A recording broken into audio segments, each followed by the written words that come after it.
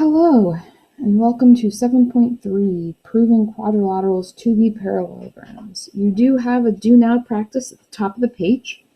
You want to solve for m and n, then justify your answer. Solve for m and n, then justify your answer.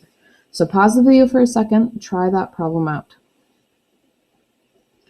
All right, 2m and 70 degrees are opposite angles. So I can use the opposite angle theorem for parallelograms to say that 2m is equal to 70. That means that m is 35.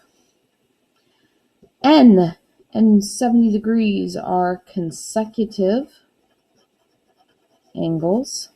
So I can use the consecutive angles theorem to say that n plus 70 is equal to 180. That means n is 110.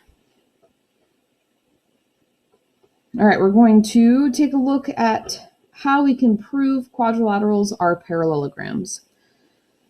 So our first theorem or reasoning, the converse to the parallelogram opposite sides theorem. If both pairs of opposite sides of a quadrilateral are congruent, then the quadrilateral is a parallelogram. So if AB is congruent to DC and AD is congruent to BC, then ABCD is a parallelogram. That is our first theorem. The parallelogram opposite angles converse says that if both pairs of opposite angles are congruent, then the quadrilateral is a parallelogram. So that means if angle D is congruent to angle B and angle A is congruent to angle C, then the quadrilateral is a parallelogram. All right, our next theorem. If the opposite sides are parallel and congruent. So if one pair, all right, one pair of opposite sides is both parallel and congruent, then the quadrilateral is a parallelogram. So if, let's just say we have AD is congruent to BC and AD is parallel to BC, then ABCD is a parallelogram. The parallelogram diagonals theorem converse, if the diagonals of a quadrilateral bisect each other, then the quadrilateral is a parallelogram. So that means if DX is congruent to XB and AX is congruent to XC, then we have a quadrilateral. Now let's try applying some of our theorems to quadrilaterals and seeing if we can prove if they are in fact congruent. So as I turn my page over here, we need to justify for each of these. So make sure that you have your theorems in front of you. You will need to justify. Let's take a look at number one. We have 115 for our first angle, 65, 115, and 65. Is this a parallelogram? Yes. How do I know? How do I justify it though? Well, we have opposite angles are congruent. So we would use the parallelogram opposite angles converse. It's the converse, remember? It's the converse. All right, let's skip number 2 for just a second and jump down to number 3. We have our diagonals drawn on here for this parallelogram, and we need to decide, do our tick marks make these a parallelogram? Do our tick marks make this a parallelogram? So we know that this is congruent to this one. But the parallelogram diagonals theorem says that this would have to be congruent to this. So is this a parallelogram? No. Why not? Again, justify your answer. Diagonals do not bisect each other. And what theorem was that? That was the parallelogram diagonals converse. The parallelogram diagonals converse. All right, let's take a look at number 5. For number 5, we have this angle is congruent to this angle, and we know that this angle is congruent to this angle. Well, let's just focus on our first set here. We'll focus on these two. What is their relationship? Thinking all the way back to chapter 3 with our parallel lines. What is their relationship? They are alternate interior angles. But wait a second. The alternate interior angles theorem says that if the lines are parallel, then they're congruent. Well, we know these are congruent, so we can use the converse to show that this side and this side are parallel. If the angles are congruent, then these lines must be parallel. We can apply the same logic to our other angles here.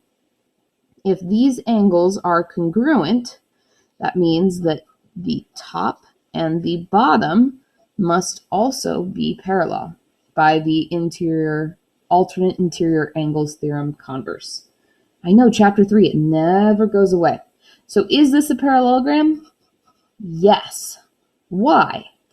Because the angles are congruent by the alternate interior angles theorem, meaning the lines are parallel, and that is just the definition of a parallelogram. So sometimes you have to think back about all the theorems that we have learned about parallel lines and their angles. All right, pause the video. I want you to try number 2, 4, and 6. Pause the video and try 2, 4, and 6. For number 2, you should have gotten yes. This is the parallelogram diagonals converse. For number 4, you should have gotten another yes. You have that the 80 and the 100 are supplementary, and then you have that, which proves, because of consecutive angles converse, that proves that these sides are parallel, and if you have one set of sides that is parallel and congruent, it must be a parallelogram. And that was the opposite sides parallel and congruent converse. For number 6, you should have gotten no. Why not? Well, you know this side is congruent to this side, and these sides are parallel, but we need one pair of parallel and congruent. So the theorem we would say is the opposite sides parallel and congruent converse. That is why they are not congruent, or they are not a parallelogram. Let's check out a couple more examples. So now we want to find the value of each variable that would prove each quadrilateral to be a parallelogram. Justify your answer. So for this one, number 7, we have 8x for one of our part of our diagonal, and then 3x plus 5 for the other. In order to prove that this is a parallelogram, we would have to have 8x equals 3x plus 5. So we would subtract 3x from both sides. 5x equals 5. That means x is equal to 1. So this is a quadrilateral if and only, or a parallelogram if and only if x equals 1. How do I know that? excuse me. It's by the parallelogram diagonals converse. The parallelogram diagonals converse. All right, for number 9, let's just check out number 9. We have 4x minus 6. The opposite side is x plus 3. So if this quadrilateral is a parallelogram, these would have to be congruent to each other. So I can set them equal. I have 3x equals 9, so that means x equals 3. But not only do these sides have to be equal to each other, these sides have to too. So that means I have to have 5x equal to 2y minus 5. Well, we know my x is 3, so that'd be 5 times 3 equals 2y minus 5, or 15 equals 2y minus 5. So when we add 5 to both sides, we get 20 equals 2y, so y equals 10. So y has to be 10 and x has to be 3 for this to be a parallelogram. That's the only way it will work. Well, how do I know that? This is by the opposite sides parallel converse. That is the theorem. The opposite sides parallel converse. Try 8 and 10, see what you get. Try 8 and 10, see what you get.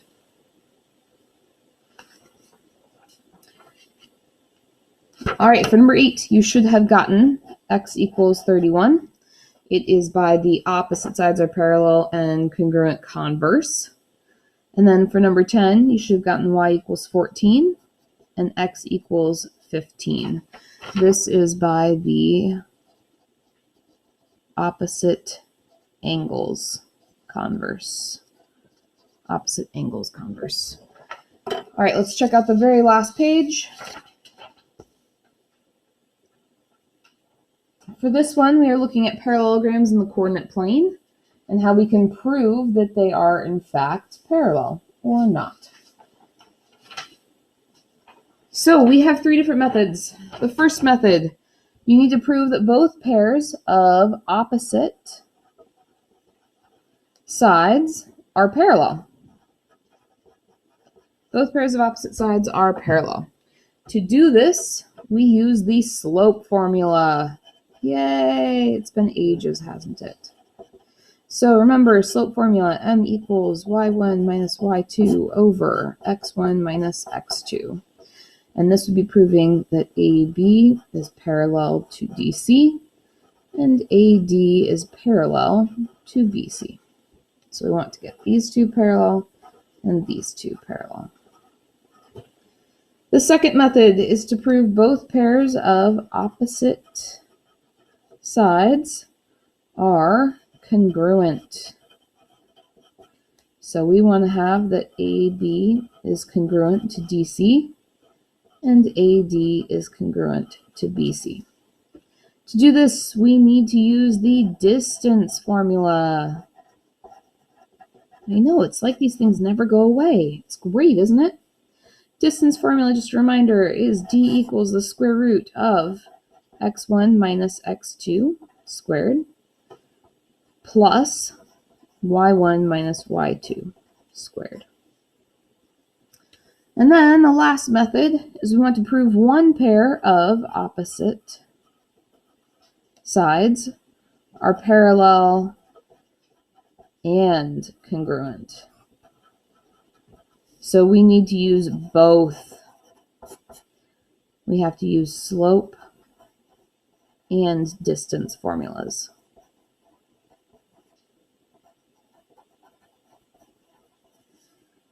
And that would be proving that AB is congruent to DC and that AB is parallel to DC. That'd be one option. All right, as I slide up, the first example here is just proving the quadrilateral is a parallelogram. You guys know how to use this, so I'm just going to show you the results. All right. So if you would like to try it out for yourself, remind yourself how to use slope formula, pause the video and try it out. So you should get, for number 1 here, for method 1, a slope of -1/4 for AB and -1/4 for DC. That proves that they have the same slope and are parallel. For AD, you should have -5 force, and for BC, you should have -5 force. Again, same slope, so they're parallel. All right, let's try method 2. Pause if you would like an opportunity to try it for yourself. All right, for method number 2, you should have gotten 2 root 17 for the length of WX, root 17 for YZ, 128, the square root of 128 for WZ, and then the square root of 65. Is this a parallelogram? No! Ha ha ha. I like to be tricky sometimes. All right, the very last one. We are proving that they are parallel and congruent, just one set of sides. I picked JK and LM personally. So in my little parallelogram here, I have JKLM. I am trying to prove that these are both congruent and parallel. I get 3 force for my slopes for both of them and 5 for their length for both of them. So are they congruent and parallel? Yes. Yes, they are. Skills practice is posted to Big Ideas. Go ahead and try it out.